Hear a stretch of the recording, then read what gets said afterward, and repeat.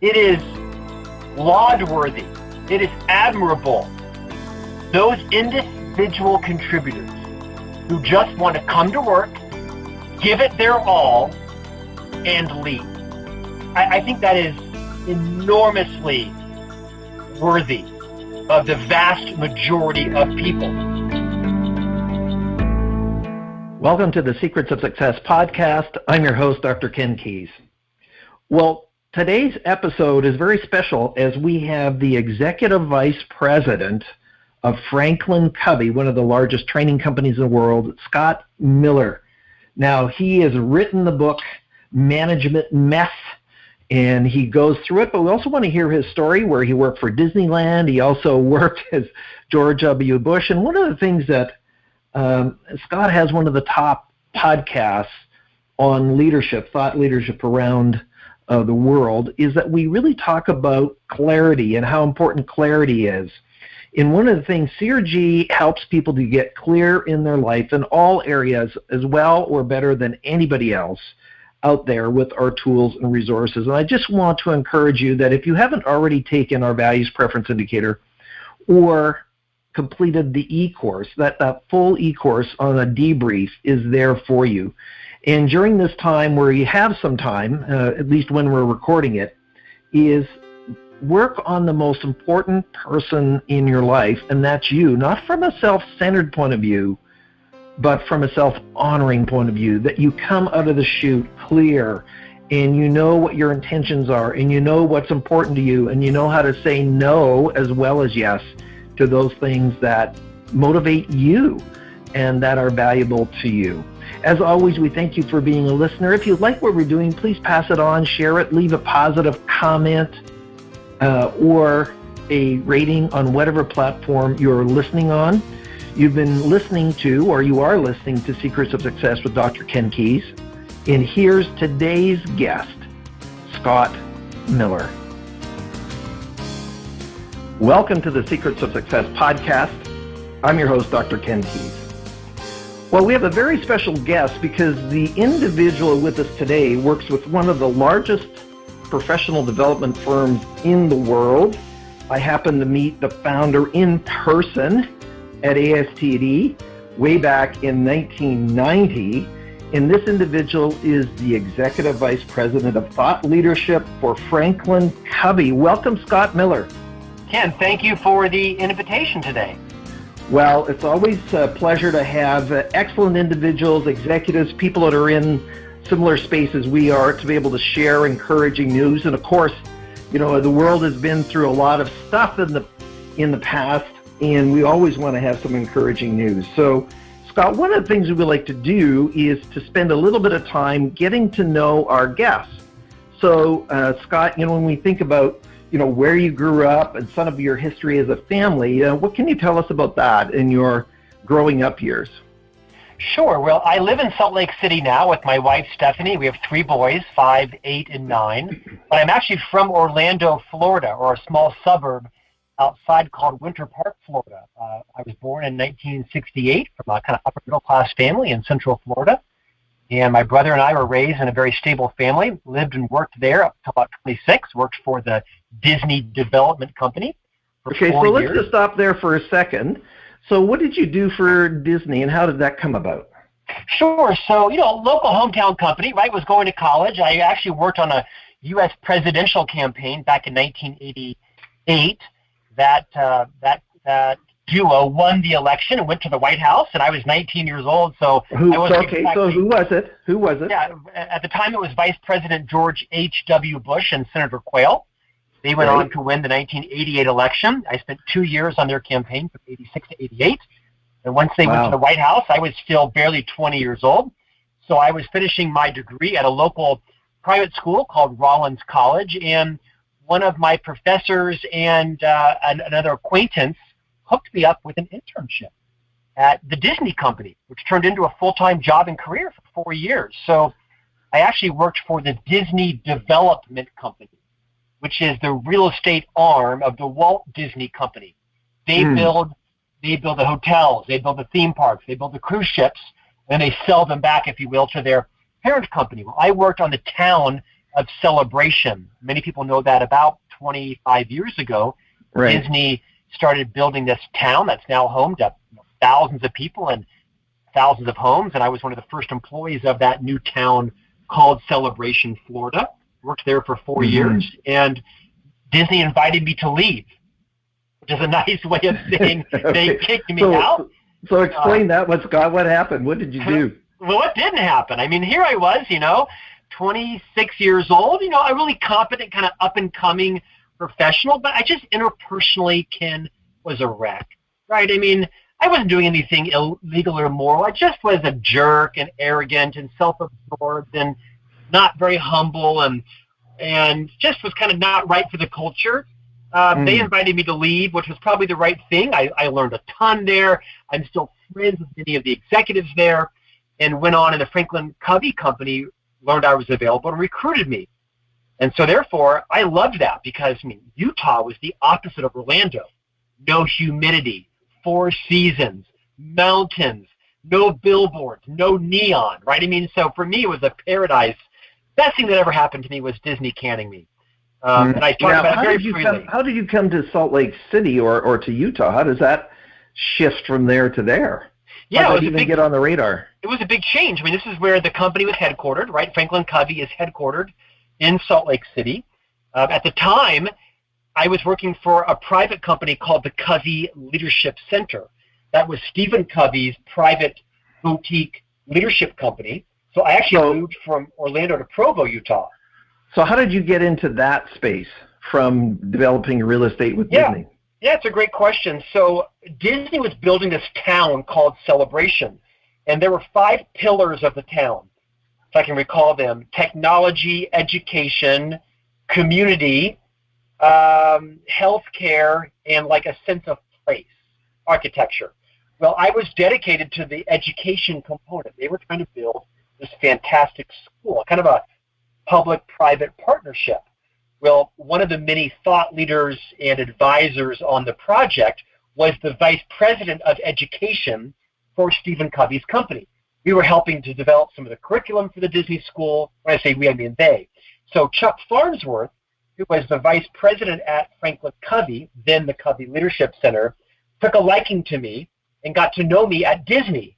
And just coincidentally, one of our Disney University executives left Disney and went to join the Covey company, and she kind of recruited me out, and Chuck got to know me. So really, I was the product of people that were older and wiser, really believing in me and kind of seeing more in me than I saw myself, and they offered me a role, and I packed my bags as a single Catholic boy from Orlando, moving out to Provo, Utah, which was a huge, huge cultural change if you know Provo, Utah.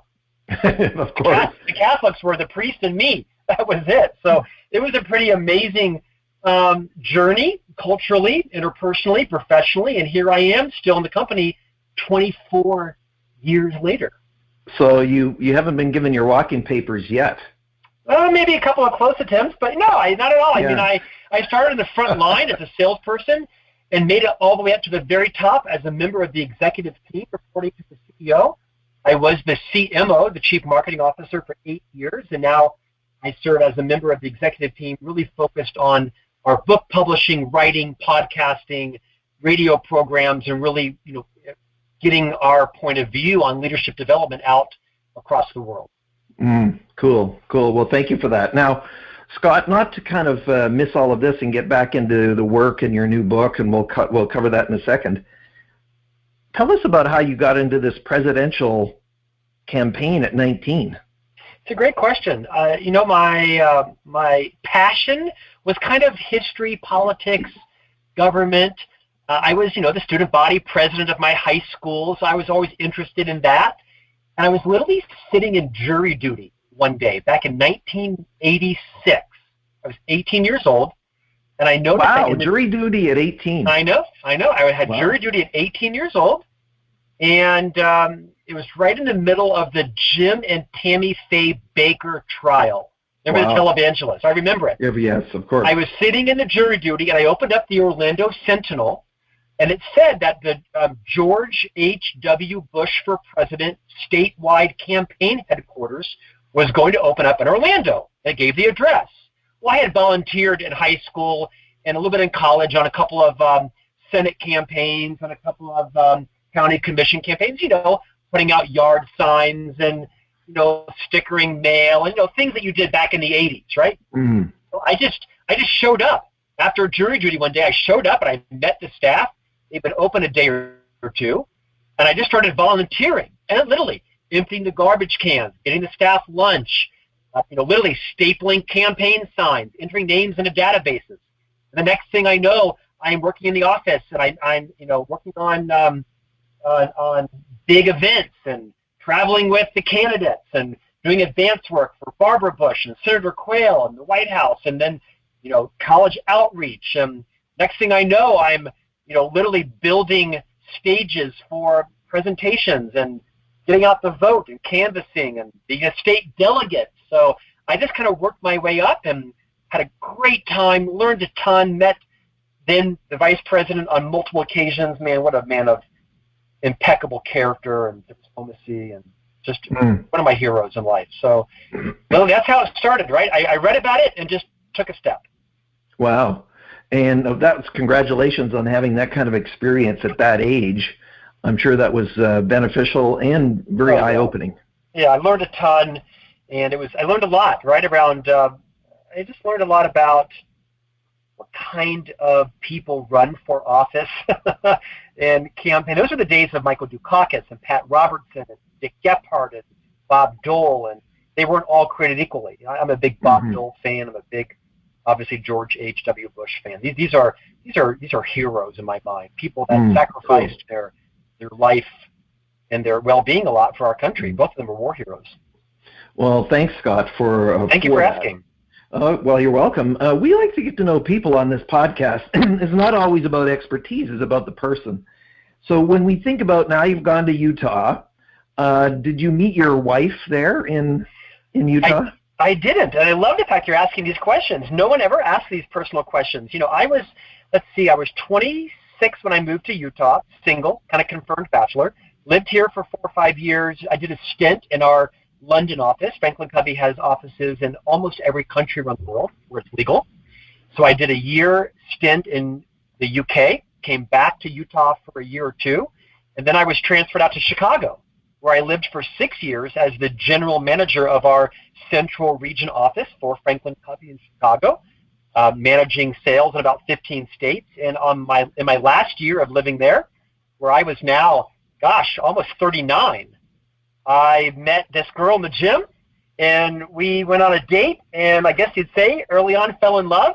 I moved back to Utah, and then she followed me about a year later. We got married and then had 3 boys in 5 years. And we've been married now for about 11 years. I think it's 11 years, and we have a 5-year-old, 8-year-old, and 9-year-old son. We have 3 sons. Cool. Gotta love it. Now, I thought I was older getting married at 32, but you beat my record. Yeah, I was 41. I got married at 41, and my wife was about 13 years younger than me. So there was a big generation difference in the beginning. Now it's not, but it was a big difference. Now, since we're on a global podcast and everybody on the planet can listen to this, we have a family member dating somebody who is much older at the moment. I can't say who it is. How's this working out for you? Oh, I think it's great. I think early on, people outside of our, friends and family kind of wonder what's going on there. Because, 13 years, it's actually like 12 and a half or something, was a lot of years. I think I was focused on 401k and she was focused on the gym, right? So over the years, the difference has become quite unnoticeable. I probably am a little less focused now on what people think about me. I'm 50, almost 2, and my wife is 39. And she, most people still care what people think about you in your 30s. Wait till you hit your late 40s and 50s, and you tend to care less about external stuff and more about, internal stuff. So it's been a good ride. So what advice would you have to individuals out there, couples who have this age difference, that would encourage them? You didn't know you were going to get asked this question, and nor did I know I was going to ask it. Oh, yeah. No, I'm really prepared. But what would you say to people where you have this kind of situation? Just transparency, right? Vulnerability is talk openly about your fears, your weaknesses, your passions, your dreams. Explain to each other your own journey. explain why you believe certain things and be prepared to challenge them. I mean, I have deeply embedded belief systems and mindsets. So do you. So does my wife. My wife has, no context for I Love Lucy, The Jeffersons, All in the Family, right? And these are programs that are I Dream of Jeannie. These are programs we were raised on in my generation. She was raised by Saved by the Bell, right, and other groups. I use TV icons. But I think for us, it was just about explaining why we believe certain things to be true and being willing to challenge them. And, and because you and your spouse or your partner have different values, which you will, doesn't make one of you right or wrong. Doesn't make one of you smart or dumb. They're just, people of different generations absolutely have different values. When my wife met me, most of my friends were in their 40s and 50s because I always tended to friend up. It's a phrase that I've coined, friending up people who are smarter and more educated and more cultured and more traveled and more experienced than me. So when my wife, who was in her early 20s, was dating a guy in his late 30s, most of my friends were in their 40s and 50s. So for her, it was a huge generational change. Now be going to dinner parties and on vacations in Europe with people in their 50s and 60s who are now some of her best friends. So I think for us, it was just recognizing that we had lots of differences, and we just kind of talked through why they were different and found a middle ground. Cool. Well, congratulations on that, Scott. Oh, it's rocky, Ken. It's rocky, especially in today's society, right? We are quarantining, and your kids are out of school. So I mean, it isn't to say it's all bliss. Marriage is tough, as you probably are. Well, I'm 26 years in, and I have some stories that I have shared where it's not always gone perfectly, and both of us are in the thought leadership space. So there you go. Just because you're in it doesn't mean that you're perfect, for sure. Of course. So Dr. Covey always said. Yeah, Dr. Covey always said, to know but not to do is not to know, right? Absolutely. Now, one of the things that you mentioned sort of in this, which really is a sidebar to go towards as we transition to your management book, is you said to not worry about what other people think. So what would you say to listeners? And, we really want to serve the Secrets of Success listeners here. And your story is encouraging, and I appreciate that, is what have you learned about that as far as, yes, we want to have advisors, we'd want to have people who mentor us, but what about this comment of not worrying about what other people think? How do we bring that in context of life and management? Yeah, it says easy, does hard, right? I think what I've learned is I still care what people think about me, but less people. Like, I've picked the people in my life that are very important and influential, whose respect I crave. And it's not everyone I meet. I mean, it's not everyone on LinkedIn, everyone on Twitter or Instagram or Facebook. I'm very thoughtful and more deliberate. I care what my parents think to some extent, not to every extent. I care what my in-laws think about me, not to every extent. My CEO, some executive friends I have, I care most what my wife thinks about me, my 3 boys, because I'm their biggest, model in life. So I have narrowed down, as you've developed some, influence and celebrity or, a public profile like I have, public profile, not celebrity. People troll me on the internet and, and try to take me down. And there's blogs dedicated to my hair. There's, blogs dedicated to my glasses. To be so influential that people would actually spend the time to talk about your hair. Isn't that stupid? Congratulations that you would actually suck somebody's time right out of their head to do it.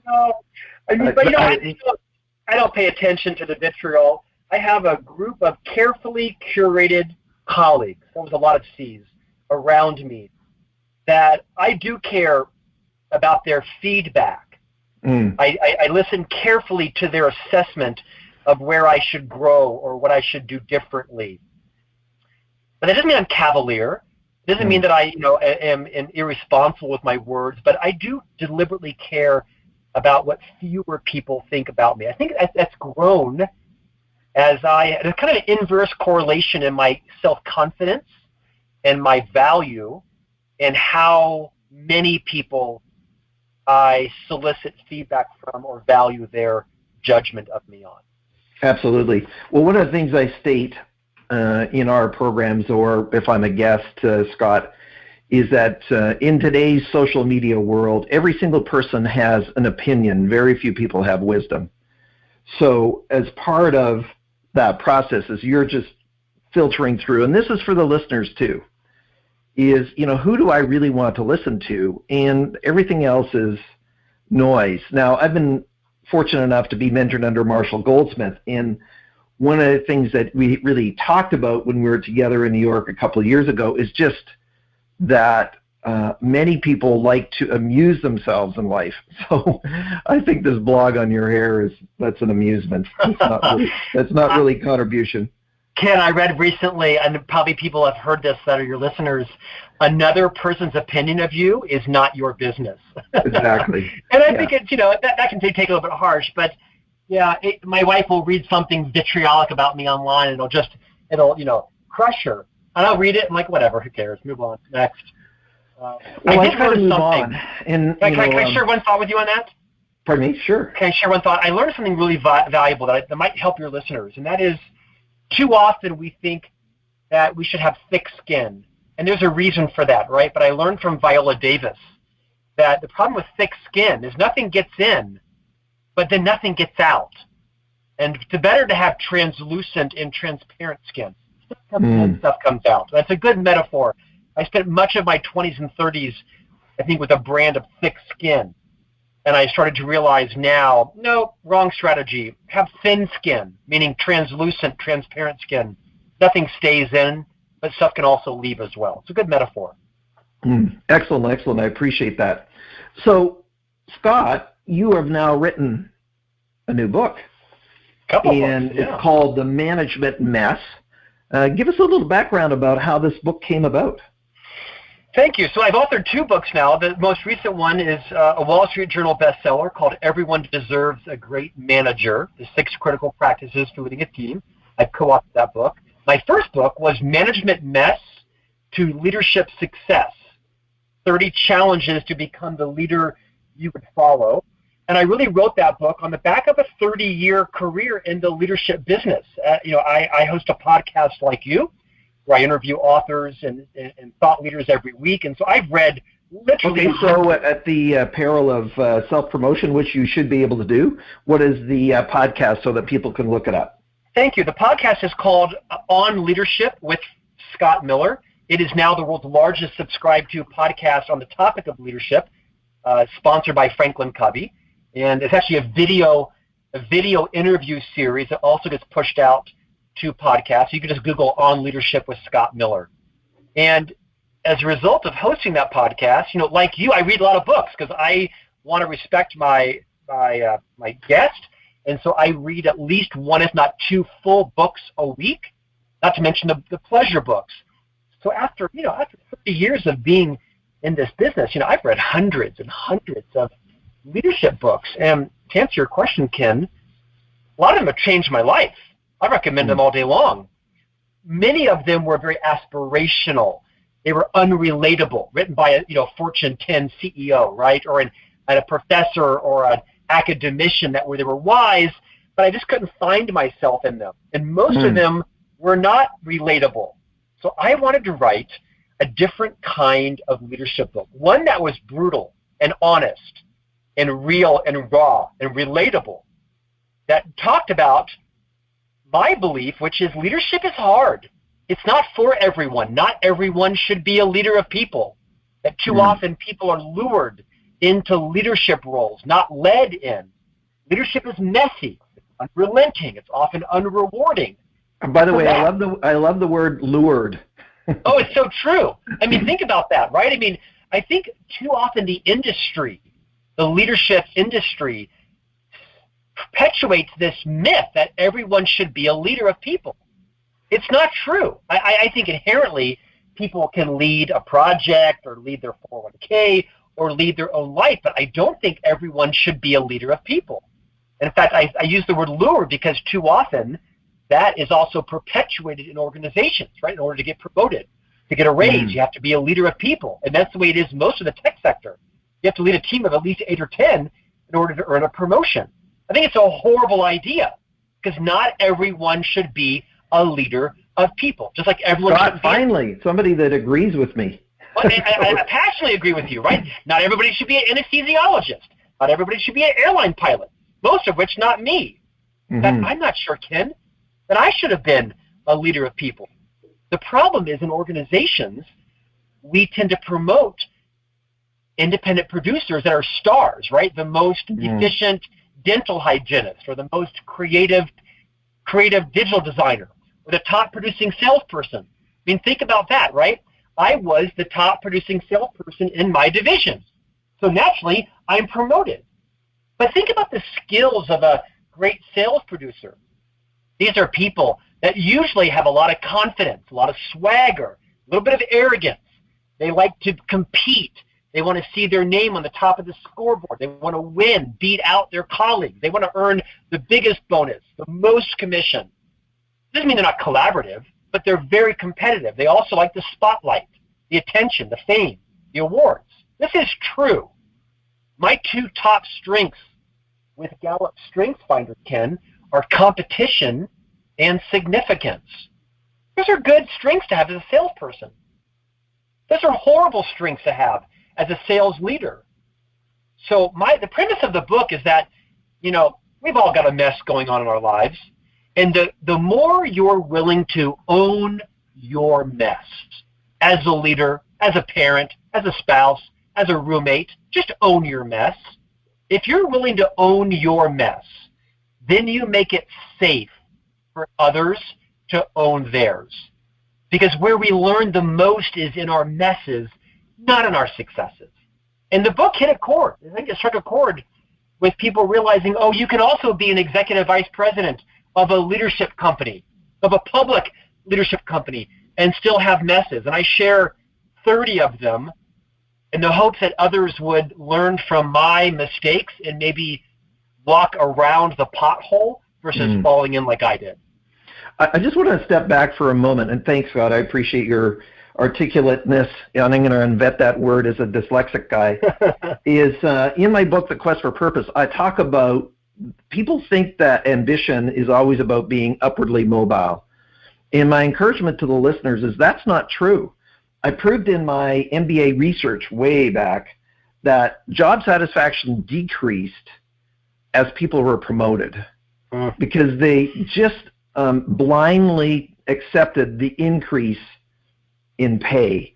Or I'll give you an example. We used to be the primary consultants to an auto industry Fortune 10 company, and one of the individuals there said, you know what, if it wasn't for people, I'd love my job. I says, what do you do? He says, well, I'm the service manager in charge of our department. I says, well, it's everything to do with people, technicians, service advisors, clients. But he was a technician that had been promoted over the years, and he hated people. I said, what are you doing? They said, well, this is the best paid job.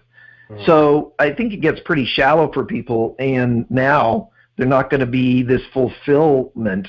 So what would you say to people when you come under this pressure for promotions that really don't honor your purpose, your call, your gifting, your talents, your strengths, your personality, whatever it is? What would you say to people out there, both in a leadership role to try and promote somebody or somebody who is kind of being forced to consider this? Well, first, I think it's to quote you have to know your purpose. You have to know your professional values. You have to uncover or discover or create what your professional, contribution is going to be. So first you have to know that. Because if you don't, then you're just kind of, blindly following where others are taking you. Be more deliberate about your career. Can you align your avocation with your vocation? Not all of us can. Can you bring your passions into an organization that, values and wants to pay for them? That first is that, right? Getting grounded in your own professional values. What role does your career play in your life? For many of us, it is our identity. For most single people, our career, our paycheck, our title, it is our self-worth. It's our self-esteem. Our self-confidence, lives and dies on it. I'm not saying it's good or bad. No judgment there. But do some introspection on what role does your career play in your identity. Just be honest with yourself. Don't shame yourself. And then once you kind of have a grasp around that, then you can figure out, so what's my trajectory? Perhaps your professional value is like earning a vice president title. Perhaps it's hitting 6 figures or 7 figures. No shame, no judgment. Your values are your own. Let no one else shame you on them. But I think the clearer you get on your values and, to quote you, on your kind of professional mission, then you can make better decisions on what promotions you do or don't take. No one can shame you if you're in alignment with your values. They'll try, and there'll be professional pressure. You might be working in the wrong organization. I think it is more than just fine. It is laud-worthy. It is admirable. Those individual contributors who just want to come to work, give it their all, and leave. I think that is enormously worthy of the vast majority of people. Scott, thank goodness there's a few people who actually feel that way. It would be a little bit of chaos without it. Can I? Well, it's true though. But I think here's the problem, Ken. The problem is I don't think permission has been given to people, especially in the Western Hemisphere, to be comfortable with that, because there's so much pressure on your resume and your LinkedIn and your upward movement, like you've said, and to earn more money. A wise friend of mine once said to me, "You'll never have enough until you've defined how much is enough." Me included, right? I mean, I want to have a nicer car and better vacations and better schools for my boys and larger homes and nicer clothes and all of that. And so I'm on this treadmill that I kind of can't get off. Therefore, I take jobs and I take moves that necessarily aren't the best for me, but they're the best solution to solve this insatiable need in my life. And as I'm 50 now, I'm much more cognizant. I don't want to be the CEO of a public company. I used to think I did. Oh, hell to the no. I do not want to be the CEO of any company. Too much pressure. Not worth it for me. So I think people should be really thoughtful and give yourself permission not to be shamed by anybody else. Because here's what happens. People get lured into a leadership role. They get into it thinking that, I'll try this, with more pay, better title, better office, more prestige. It's a stepping stone. And then they get into a leadership role of people and they realized, oh crap, this is not what I thought it was about. This is about having super high courage conversations. This is about talking straight. This is about declaring your intent. This is about, some people call it adult babysitting. This is about discussing the undiscussables, firing people. Agreeable on the adult babysitting. Yeah, right? I mean, it's insulting to some, but I mean, a lot of that, there's some truth in that. And then they get into this and realize, oh my gosh, I haven't slept in 3 weeks because my stomach's in a knot. I hate this job. And then they quit. And now the organization has lost not just their leadership pipeline, but they lost their star individual performer. Because rarely do you step back from a leadership role back into your previous role. That's just humiliating. Now, some people have the self-esteem, the self-confidence to do that, but not most of us. I don't have the self-confidence to demote myself. I got to go to some other company. So I've learned a lot of lessons around that. Be super careful as a leader who you are luring into a leadership role. Do yourself, do your company, do your employees, do that person the service of sitting them down and talking honestly, brutally, transparently around what this role is going to require. The types of conversations you're going to have, the type of time and energy, physical, emotional, mental, that it will take to be a leader of people. Paint it clearly. If the person's up for it, bring them on. And while you're at it, make sure you then explain to them when you promote them which skills got them promoted and which skills they don't have yet that they're going to need to acquire. Because I think too often when people are promoted, they take those same skills as an individual producer and they try to turn them into leadership skills, and they don't work. So sit your newest hire, your newest promotion down and say, hey, Ken, here are 8 things you do really well. as the sales producer in our pharma division. These 8 things you do really well. Hey, Ken, 5 of these you literally have to stop doing tomorrow. And by the way, Kim, here's 7 new skills that you don't actually have yet. That's okay. Mm-hmm. But here's 7 new skills that you're going to need to learn, like in the next week or 2 or month or quarter, in order. If someone had told me that, I would have been a better leader early on, because I just thought my job was to turn everybody into my clone, when in fact a leader's job is to get work done with and through other people. And that requires a level of patience, humility. You have to coach. You have to transfer the spotlight off of you onto other people. You have to innately desire and take satisfaction in building people up, perhaps at a level where they eclipse you in compensation, in fame, in accolades. You have to now be comfortable finding your success in the success of others, and not everyone is there, and that's okay. I don't think Roger Federer, for example, I don't think he takes great pride in finding success in Nadal. I think they're cordial. I think they're friends. But this is, they're not on the same Davis Cup team, right? They're competitors. I think it is fine for you not to take your validation always in the success of others, unless you are a leader of people, and then you absolutely must find probably your greatest validation in watching people eclipse you in every area of your career. Well, if you think about it, and I talked way too much there. Sorry. No, you're passionate. You have your own podcast. You're articulate, and so that's completely fine. When we think about this, is true in so many industries. When my partner, we've written a book called Deliberate Leadership, and so my partner works, Dr. Mitch Javidi, works in law enforcement, and so the challenge there is most officers who get promoted, corporal, sergeant, lieutenant, is that they don't get training on leadership till 3 to 8 years after they get promoted. And similar to you, is I was a top sales performer, but I really never wanted to be a sales manager. So, because that's a whole different skill set. I mean, even Marshall's book, Goldsmith's book, What Got You Here Won't Get You There, really talks about some of those things. Now, we have about, I'd say, 8-10 minutes left, Scott. What would be a couple other tidbits, words of wisdom that are in your books to really help people to realize their potential in life, both from a leadership point of view and a personal success point of view?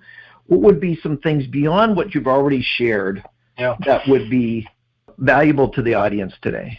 Ken, to build on your previous comment, Harvard Business Review published a report about a year ago that said the average age someone is promoted into their first management position is age 30.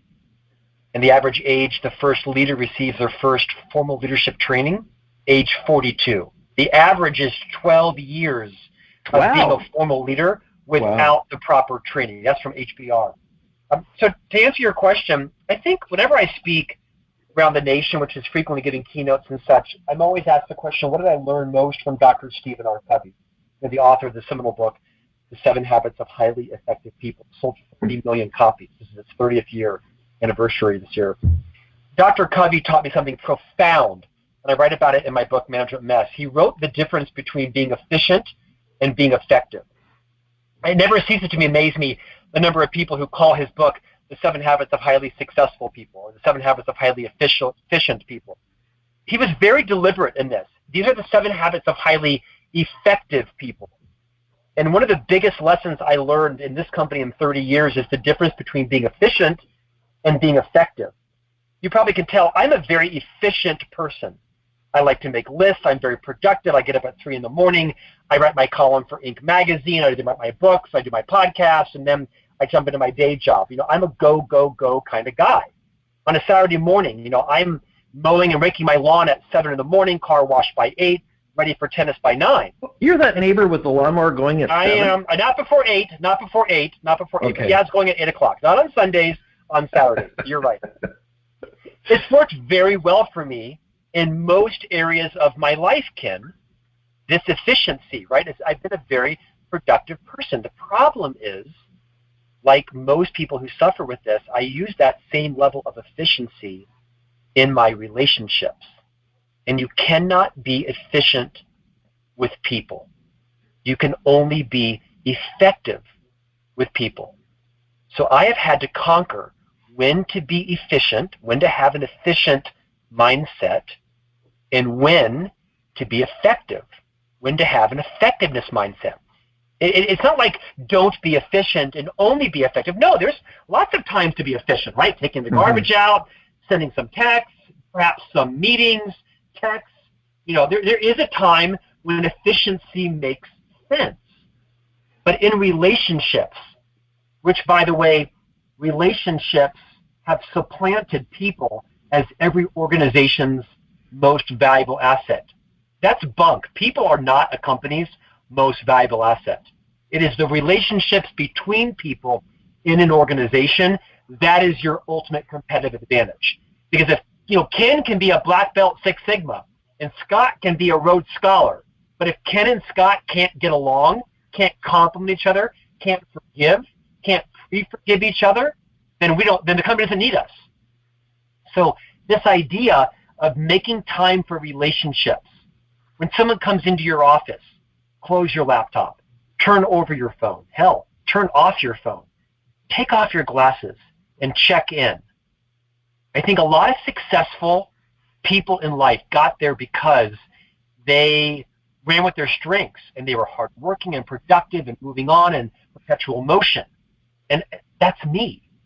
And as I have tried to move that same skill into my friendships, my marriage, my workplace relationships, they implode because, to quote Dr. Covey, with people, slow is fast. Fast is slow. You cannot be efficient in relationships. Can I share one more? Absolutely. I love it. And just to support you in that is a lot of times, we have this sort of ADHD distracted society. Sure. And so we actually have to be disciplined to turn off all the other noise to actually give you full attention. It's very true. Everyone has attention deficit. Every one of them. I didn't like the term ADHD. I don't think it's a disorder. I'm not a clinician. I'm not a doctor or a psychologist. But everyone has an attention deficit now. All of us are doing the work of 2 or 3 people. Some of us have 2 or 3 jobs to support our family. The barrage of information and stimulus coming at us is incomprehensible. And it's only going to compound. There aren't going to be less Netflix options next month, right? There's more coming at us. And that's a leadership competency, really, is discernment and decision-making. To another point, one of our founders said something I think is prophetic. He said, nearly all, if not all, conflict in life comes from mismatched or unfulfilled expectations. Let me repeat that. Nearly all, if not all, conflict in life comes from mismatched or unfulfilled expectations. It's so true. Around in your relationships, in your professional life, in your personal life. How often it's because you wanted something to happen and they didn't give it to you. Or you thought this would happen and they didn't think the same. Or this was in your mind, but it wasn't clear in their mind, right? If you want to minimize conflict, minimize the messes in your life, you have to move outside your comfort zone and declare your intent. That's one of the 30 challenges in the book. Challenge 4, declare your intent.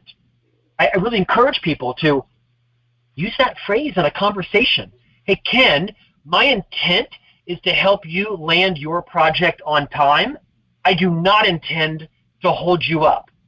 There are 5 questions I have that I need to get answered, and as soon as I have those 5 answered, I will be your biggest champion on helping you land your project. So I declared my intent.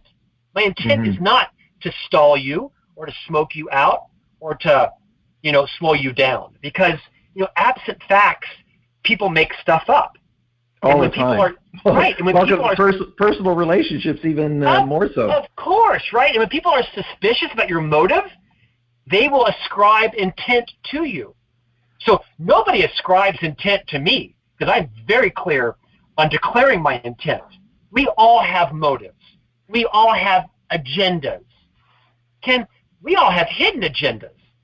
Doesn't mean they're bad or sinister, but the more you are willing to declare your intent up front, whether it be about Thanksgiving dinner or the expectation for what time and why you're going to arrive at temple or the church for Christmas, or who's going to host what for the block party, right? Or who's going to be involved in which part of the product launch.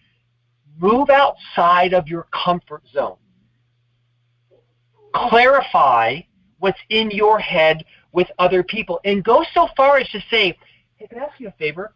Could you repeat it back to me just so that I'm clear that we think the same thing? Because you might even have a better idea than what I had, and I just want to kind of hear your perspective on it. I do that all the time at the end of a meeting.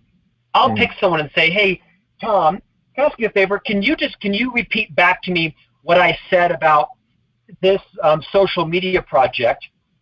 And invariably, they'll get 4 of the 5 points accurate. Accurate meaning what I, as the leader, think should happen.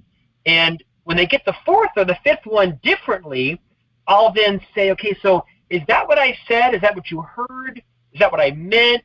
Is that your interpretation? Is that what you think we should do versus what I said we should do? Because I'm open to that if that's a better idea. I'm passionate about this because I think so much team conflict, so much interpersonal marital conflict can be lessened when you're willing to be vulnerable and take the extra effort to move outside of your comfort zone. And sometimes it takes you as a leader discussing undiscussables, right? I've had a conversation with people about their tardiness, about their body odor, about the way they dress. But I declare my intent. Hey, Tim, I've called you in today because my intent is to help you create a great career here at the Franklin Covey Company. And I'm noticing that you're behaving in meetings a certain way that I don't think you recognize. And I think if you were to be better or more aware of them, you could really have an amazing brand here. And if you don't get your hands around them, it could end up in you being exited. So one of the things, Scott, that we teach is that the sin of omission applies to leaders too. So difficult conversations, nobody wants to do them. I don't know anybody I've met says, oh, I can't wait to have difficult conversations. But like you said, I still need to have them. So the sin of omission leads into that as well. Can you believe, Scott, that our time is nearly up already? And so I appreciate that. But before we get into sort of the final comments here, is how can people find out about you? Where can they get your book? Mention your podcast again, please. Sure. So you can follow me on LinkedIn, on Instagram, Facebook. Just Google Scott Miller, Franklin Covey. You'll find me on every social platform. The books, of course, are for sale on every digital or physical bookstore. Management Mess to Leadership Success on Amazon.